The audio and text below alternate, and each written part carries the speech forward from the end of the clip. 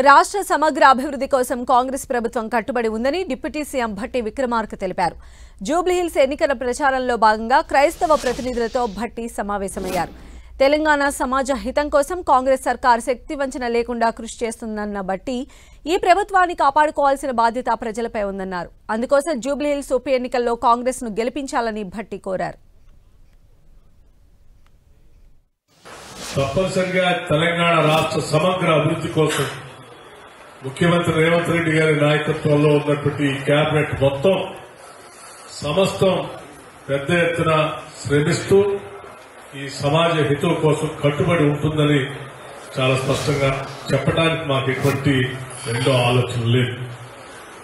ఈ సమాజంలో ఉన్నటువంటి అనేక సమస్యల్ని ఇబ్బందులు ఎదుర్కొంటున్నటువంటి వాళ్ళందరినీ కూడా దగ్గరకు పిలిచి మీరు ప్రార్థన చేసి సాంత్వన చేకూర్చి వారి సమస్యలు తీర్చడం కోసం మీ ప్రయత్నాలు ఏ రకంగా చేస్తా ఉన్నారో అదే స్థాయిలో ఈ ప్రభుత్వం కూడా భౌతికంగా వారి అవసరాలు తీర్చడం కోసం తప్పనిసరిగా పనిచేస్తూ ముందుకు పోతుందని మాత్రం నేను చాలా స్పష్టంగా చెప్పదలుచుకున్నాను. మీరు ఫోన్ చేయగానే ఈ ప్రభుత్వం స్పందించడమే కాదు, ఆ సమస్య సహేతుకంగా ఉంటే దాన్ని వెంటనే పరిష్కారం చేసేటువంటి కార్యక్రమం కూడా తీసుకొని ముందుకు పోతాం.